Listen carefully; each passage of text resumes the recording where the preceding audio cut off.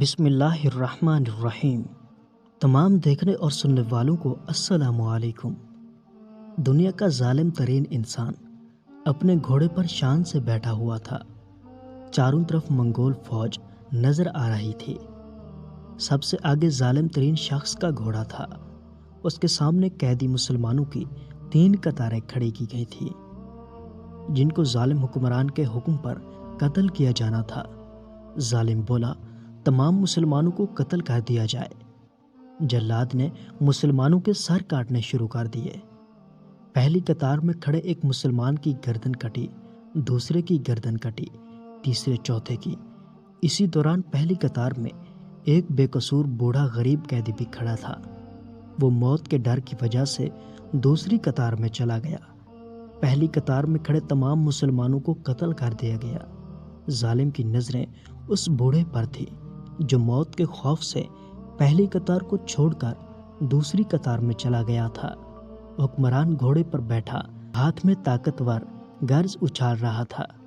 وہ لوگوں کے قتل کا منظر دیکھ کر خوش ہو رہا تھا۔ جلادوں نے دوسری قطار پر تلوار کے وار شروع کر دیے۔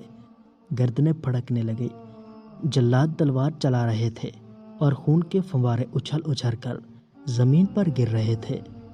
بوڑھے بابا نے جب دیکھا کہ دوسری صف کے لوگوں کی گردنیں کٹ رہی ہے اور جلد ہی اس کی باری آنے والی ہے، تو وہ بھاگ کر تیسری قطار میں کھڑا ہو گیا۔ جابر حکمران کی نظریں اب بھی اس بوڑھے پر جمی ہوئی تھیں کہ اب وہ تیسری قطار، جو آخری قطار ہے، وہاں چلا گیا ہے۔ ظالم حکمران نے سوچا، بوڑھا اب کہاں جائے گا؟ اس بوڑھے کو تلوار سے کون بچا سکتا ہے؟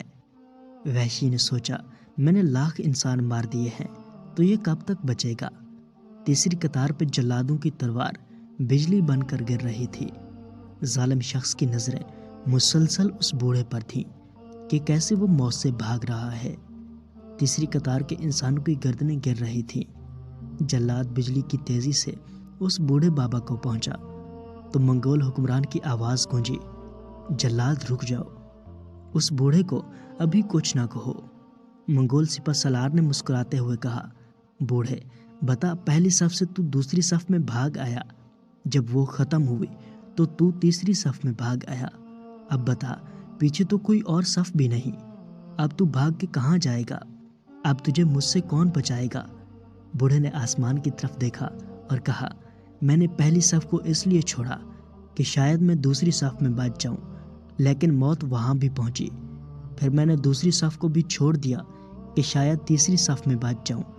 ظالم نے گرز کو ہاتھ میں اچھالتے ہوئے کہا، بوڑھے تو میری تلوار سے نہیں بچ سکتا۔ بوڑھے مسلمان نے کہا، اللہ کی ذات جو چاہے وہ کر سکتی ہے، اور اگر وہ چاہے تو مجھے تجھ سے بچا سکتا ہے۔ ظالم نے کہا، تیرا اللہ کیسے تجھے مجھ سے بچا سکتا ہے؟ ظالم کا یہ کہنا ہی تھا کہ اچانک اس کے ہاتھ سے گرز گر پڑا۔ اس نے گھوڑے کے اوپر بیٹھے بیٹھے گرے ہوئے گرز کو اٹھانے کے لیے خود کو جھکایا تو ایک پاؤں رکاب سے نکلا اور وہ اپنے گھوڑے سے نیچے آ پڑا، جبکہ اس کا دوسرا پاؤں رکاب میں ہی پھنس کر رہ گیا۔ اس کے بعد اس کا گھوڑا اتنا ڈر گیا کہ وہ بھاگ کھڑا ہوا۔ اس نے خود کو بچانے کی بڑی کوشش کی۔ اب اس کا لشکر بھی حرکت میں آ چکا تھا، لیکن گھوڑا اتنا طاقتور تھا کہ کسی کے قابو میں نہ آیا۔ گھوڑا ظالم کو پتھروں میں گھسیٹ گھسیٹ کر بھاگتا رہا، یہاں تک کہ اس کا سر پتھروں سے پٹک پٹک کر لہولوان ہو گیا اور وہ ہلاک ہو گیا۔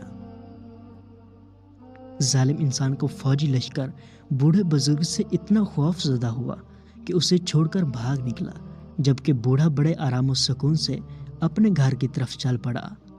وہ ظالم انسان جس کی میں نے یہ کہانی سنائی ہے، اس کا نام ہلاکو خان تھا۔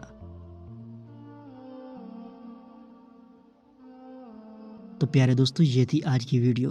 اگر آپ اسلامک ویڈیوز دیکھنا چاہتے ہیں تو اسلام کا سفر یوٹیوب چینل ضرور سبسکرائب کریں۔ شکریہ۔